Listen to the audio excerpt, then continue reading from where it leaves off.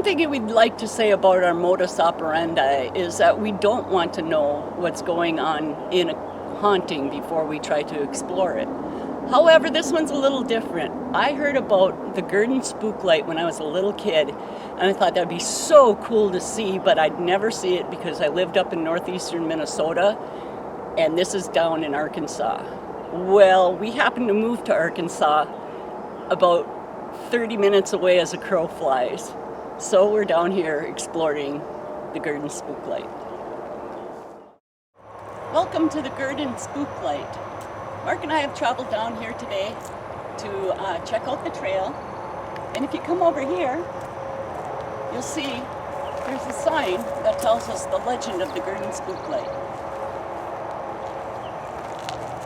It says on December 4th, 1931, rail worker Lewis McBride attacked foreman Will McLean on a section of track 4 miles north of town. As McLean fled, McBride beat him repeatedly on the head with the spike maul until McLean fell dead, still clutching the handle of his lantern. The Gurdon Spook light first appeared shortly thereafter. McBride was electrocuted for his crime.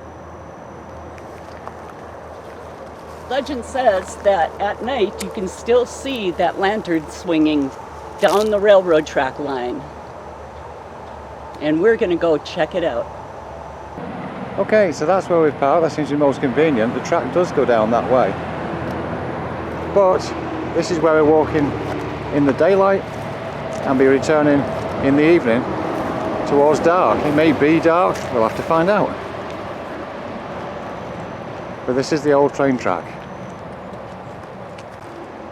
And in fact, some of the sleepers are still here. As we're walking down this trail, we've noticed how good a condition it's in, and there are some, well, there's some logging works going on behind. I think they use this to trundle up and down.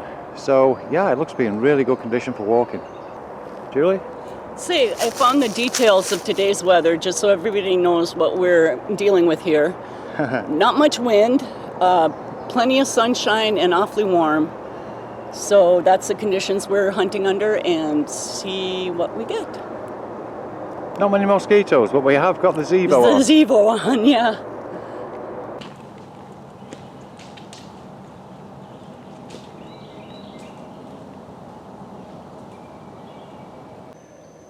Well, this is a strange bit of a structure.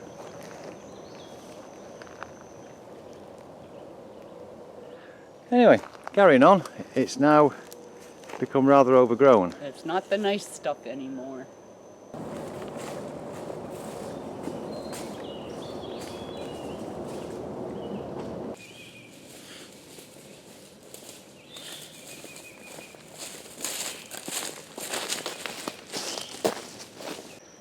Okay, must have done about a mile or so, but we can't get any further.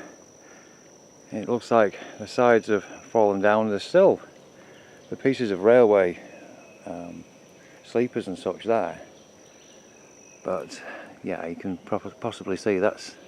I think we've come 2 miles. Do you? Yeah. That's about where people report it, isn't it? I don't know. I believe so from reading. But yeah, we can't really get any further. So I don't think people actually go further, if that makes any sense. So we're camping out here to do some experiments, and you can see the kind of stuff we've just been walking through. Ah, Julie's looking it up. How far down the trail does the Gurdon Spook light appear? According to witnesses, approximately 2 miles. There you go. Down the old railroad tracks. And then the trail runs out. Yep. I think we're here. Yep.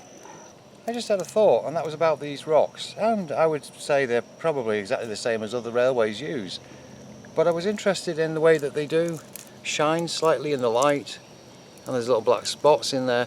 The whole thing I was really thinking about was piezoelectricity, and whether these slightly rubbing, slight tectonic movements of some type, even maybe the traffic down there, I can't see it being an issue or a thing, but whether that might cause something like a spook light. Just these rocks themselves. I've no idea, just a thought. Gurdon is located approximately 85 miles south of Little Rock on Interstate 30, just east of Interstate on Highway 67. The light appears along along a stretch of railroad tracks outside the town. Some people believe the light originates from the reflection of headlights of cars off Interstate 30. However, the site is more than 2 miles from the highway, and people began seeing the light several decades before Interstate 30 was built in the 1970s. Well, we looked to see if we could see the highway from here, and there's not a chance. There's no way. You get down, when you first start coming through the trail, you get down and you make a bend, and you lose the highway. So, that's not it. Anyway. Others believe that swamp grass creates the light, though the light appears in all kinds of weather. A somewhat popular story is that the railroad worker was working outside of town one night when he accidentally fell into the path of a train and was killed. Well, no, that's not what the other one said. Since his head was severed from his body, many locals say that the light is the lantern his ghost uses while looking for his head. I've always wondered that. How do they look for their head when they have no head? Yep. Okay. Still others believe that pressure on the quartz crystal underneath Gurdon causes them to let off electricity and produce light, which is just the point you just made about piezoelectricity. Many trace the Gurdon light legend to a murder that took place near the railroad tracks in December 1931. William McLean, the foreman with Missouri Pacific Railroad, was involved in an argument with one of his employees, Lewis McBride, regarding how many days McBride was being allowed to work. During the Depression, the company did not have an option of giving McBride more hours on the job. McBride became very angry, hit McLean on the head with a shovel, and beat him to death with a railroad spike maul and a spike hammer. Good Lord. The Gurdon light was first sighted shortly after this murder, and many have come to believe that the light is actually McLean's ghostly lantern glowing. Thank you. You're welcome. Here is that area a bit further on, and it really is overgrown. That's why we're thinking people are seeing the light behind us. Okay, we're trying to kind of a spirit box.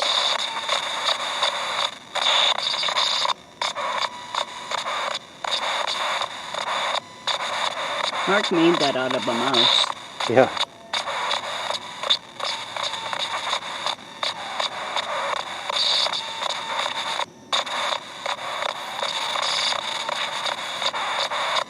Does anybody want to say anything?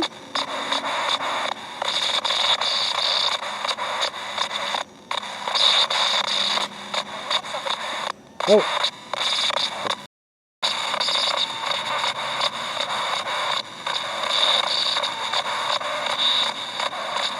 I'm not going to ask you to perform, but if you do want to talk, you can talk through that.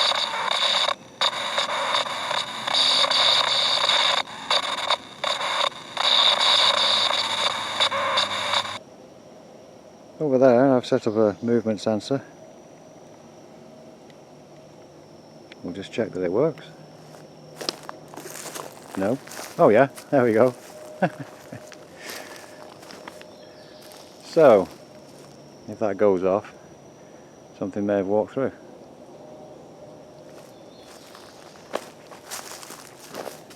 Yep, it's working fine. Boy, we could do without the shadow men like at the Joplin Spook light. Oh really, for passing in front? In the back, remember? Oh yeah, back of the car, yeah. That story that got taken by Y-Files, and they read that on Y-Files. That's right, our story, yes. Yeah. Yes, of Joplin. Yeah, we had something, well, you tell people. But yeah, so if you go to the Y-Files episode about shadow people, and you will see our story about what happened when we went to investigate the Joplin Spook light. And it wasn't fun. It was scary.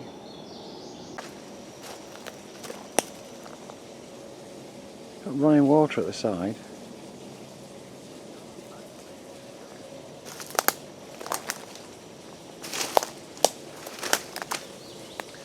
There we go, there's a stream. Now, you know they say about running water, quartz. Could that be part of this?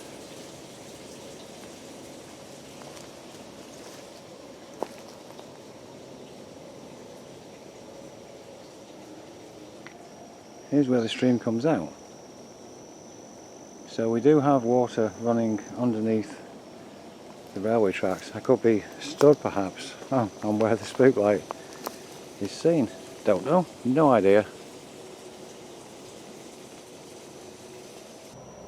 Well, that just fell out of that little stick tree thing. So, if somebody pushed that out of there, can you walk past it or knock it off again? Why not do that one, eh? The old trope. Do it again, yeah. Do it again. Perform for me. If there is somebody here, can you not touch that? Wow, look. Whoa, whoa, whoa, hang on. What's that? Hang on. Hello? And now we're hearing something going on in the woods. Just heard something like it was thrown or...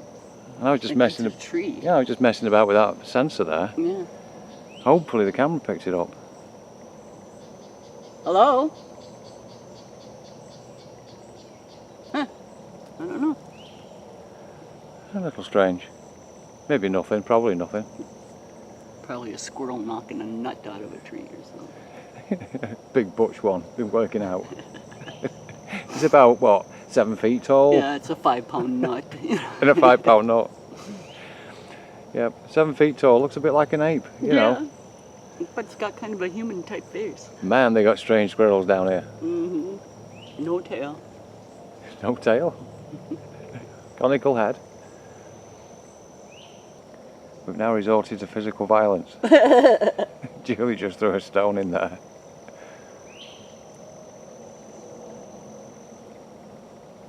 Go on, we've got to start chanting, haven't we? Come on out if you think you're hard enough. Yeah. We're you armed. think you can handle it? We're armed with cameras and a flashlight.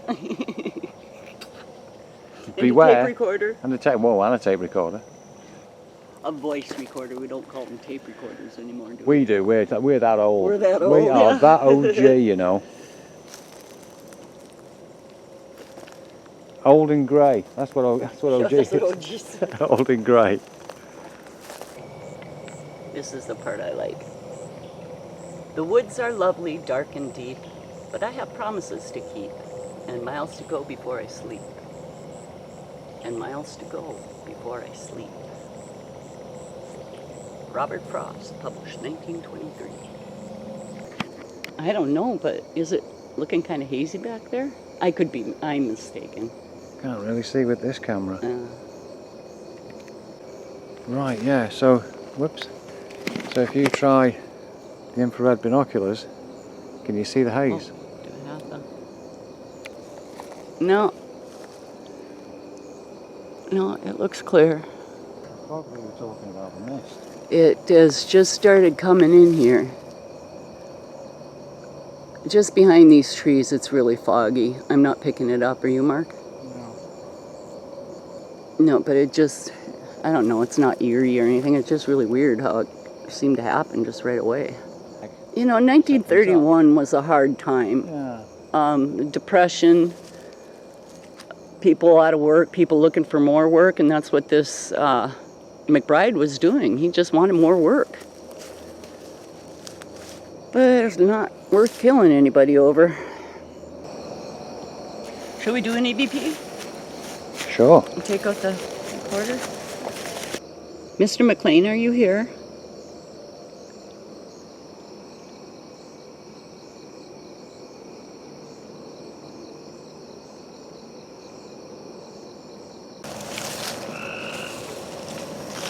Or maybe Mr. McBride and Mr. McLean are all gone. I hope so. That'd be a good result, really, wouldn't it? For their sake, yeah. It's gone a bit cold here, though. You feel that? Uh-uh. Oh, I do. Oh, over here, yeah. Can't see my... have a look at my arms. See? Ah. We have a physical sensation. Yeah. Well, like most investigations you see, we didn't get any evidence. But you know what? I got to live out a childhood dream. Sometimes it's not about the destination, but the journey. The Gurdon Spook light was one of the first paranormal incidents I saw on TV as a kid. It's funny where life takes you, isn't it? To end up near the place that intrigued me as a child, that's pretty cool. We got one destination done that caught our attention, and our journey will take us to more. So until the next video, why don't you go out and live one of your childhood dreams? You're never too old. Thank you for watching Spirited Investigations. We'd love to have you along next time.